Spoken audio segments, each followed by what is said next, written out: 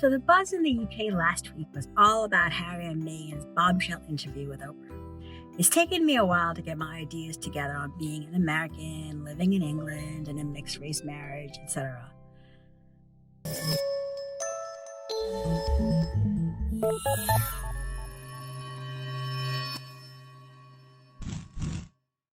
So hey, welcome to my first car chat. I see other YouTubers having these car chats. I guess that makes sense in the USA when you have long drives. I mean, here in London, you drive 5 hours and you're in Scotland. And I wouldn't be comfortable driving and chatting in London traffic. So I'm here waiting for my kids to finish school. I'm picking them up nowadays because we don't want them on public transport at this time. You have to get to the school early to get a spot to wait, so I might as well use the time productively. So on to Harry and Meghan, a few of my thoughts. When Meghan said she didn't know much about Harry and the royals, my first thought was, what? Then I thought about it. I didn't actually know that much about the royals when I got to London either. The American press tends to print the good stuff and the dresses and all the jewelry and the glamorous bits. I expect she didn't know actually how much protocol there was in everything. That's not really mentioned outside the UK because that stuff is boring and it doesn't make for good sales. As for Googling Harry, she's probably smart not to have done that. The UK press likes press everywhere, wants stuff that sells. Garden parties are pretty, but they get old fast. You need scandal for something juicy. I believe lots of that stuff is made up or embellished heavily because how much information can the media really get to feed the news cycle? If you don't know what's real and what's not, Meghan was an actress, so she would have known all about the media's insatiable need for gossip. Then what's the point of reading any of it? So I can see that point of view. I absolutely loved Princess Diana when I first got to the UK. But the longer I live in England, the more I think the royal family needs to be streamlined. There's just too many of them, and too many of them wanting attention. The Queen is beloved in this country. She's got the old school mentality of service to country for the royal family. She made her sister Margaret choose between the love of her life, Peter Townsend, and being a royal. That's the way it was back then. But now the royals don't have that same sense of duty. I don't know if anyone does. Not just them. It's seen as old-fashioned. Prince Charles got to divorce us, setting up a whole new church like Henry VIII did in the past. And he got to marry his mistress. It wasn't the end of the world. So that's what I mean about family drama playing out on a global scale and how horrible it is to have your family's dirty laundry aired in public. So another reason that I don't know why anybody would want to be in the royal family. The tiaras and everything else are super cool, but it is inherently a life of service, and you show up and you smile and cut ribbons and hug babies and all those things, and oh God, I can't imagine the tedium of making small talk every single day to new people all the time. So there is a trade-off, and that's the part you don't see, and that's the part that's not glamorized, and I'm sure it was a shock to the system for people who marry into it who aren't used to that level of interference in every single thing that you do, especially someone like Meghan, who is she's an independent woman. She's strong, she's assertive, she has a mind of her own. I'm not a Harry and Meghan apologist. In fact, I did think they were a little whiny about their privilege, but I can see their point of view. I also don't think that it's a scandal of the century that they dished it all and went to live in California and just be regular private people. That's what I would have done in their instance. I mean, I'm super glad that Netflix and whoever are now paying for Harry and Meghan too. That family is just too big, the royal family. I think it needs to be the monarch and the direct line of succession. So sadly for William's youngest two, they all need to get jobs and make their way in the world. In the Swedish royal family, the second daughter, Princess Madeline, I believe, lives in Florida with her husband and kids. No one thinks of a Swedish princess in Florida as a big deal, so I don't understand why everyone's so upset about a British prince in California. It's no big deal. They can live where they want because they're not really needed. It's hard to go from completely cosseted as a queen's child to an extra like Prince Andrew. I don't think he's ever gotten used to being as special as when he was the second in line in the royal succession after Charles. But someone needed to sit down and talk to him. It's harsh, but them's the breaks. We live in a world now where everyone is a special little snowflake. But that doesn't work in a traditional setting like primogenitor where the eldest son inherits. At least they have fixed that, so it's now the eldest child irrespective of gender, which is a really good thing because Anne would have been a great monarch. Part of the problem with being open to the media is that the royals have lost some of their glamour. They become an ordinary family with its petty jealousies, sibling rivalries, who does mom love more crap. The royals had to be more media friendly to survive in the modern age, but that's also made them less real and less unavailable. I think the royals are a seriously messed up family. Why would anyone want to be subject to that mess?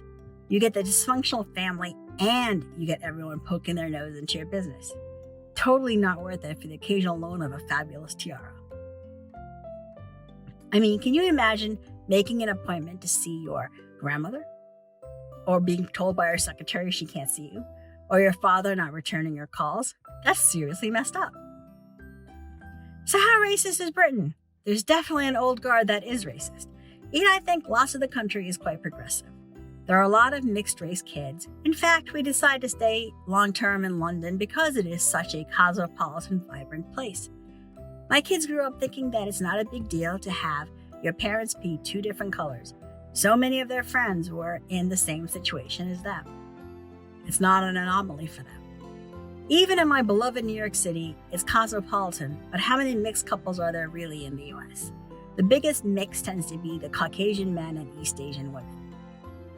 I'd take my kids to New York City when my husband was working there, and everyone thought I was the nanny because the kids are so much lighter than I was. I am. I was such a frazzled mess alone with twins in a new environment. I remember thinking, really? Who would pay me to be this incompetent a nanny? But anywho, does this attitude extend to the royals? Who knows what they're thinking? I remember hearing about the scandal when the Marquis of Bath, heir to Longley, one of the big stately homes here in the UK, married someone half Nigerian. Lord Bath married this woman, Emma McQuiston, who was the daughter of a Nigerian oil billionaire and an English socialite. Emma is absolutely gorgeous and tall and thin and a model and worth billions. But that wasn't enough. The groom's mother was banned from the wedding because she asked her son if he really was sure he wanted to waste 400 years of the family bloodline. So Emma is the first Black Marchioness in British history and has said in the past that she's been at the receiving end of racism from the British aristocracy, not just her mother-in-law.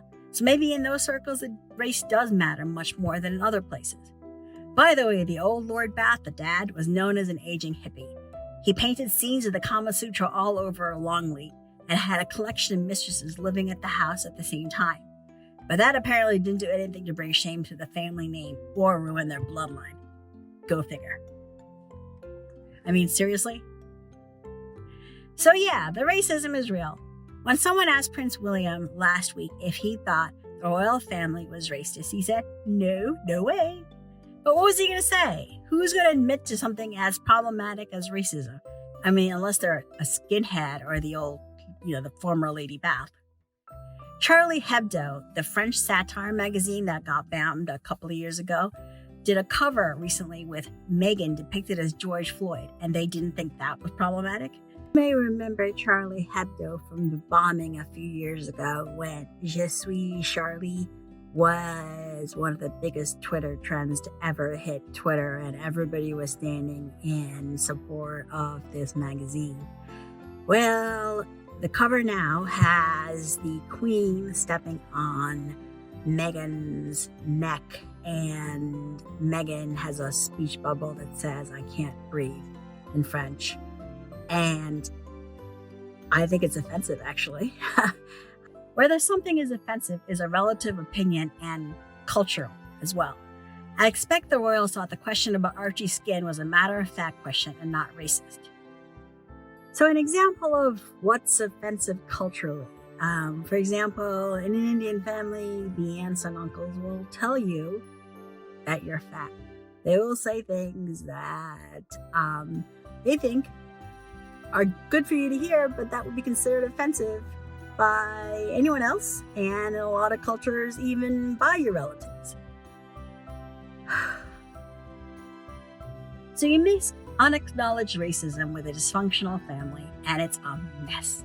Interesting side note is that the Commonwealth countries have also reacted in different ways to the racism row in the UK. The monarchy loves the Commonwealth, and it was said that the Queen didn't care whether or not we were in Europe. What she really cares about was the Commonwealth, because that is a reminder of their British Empire and a vestige of when they were powerful and ruled the world.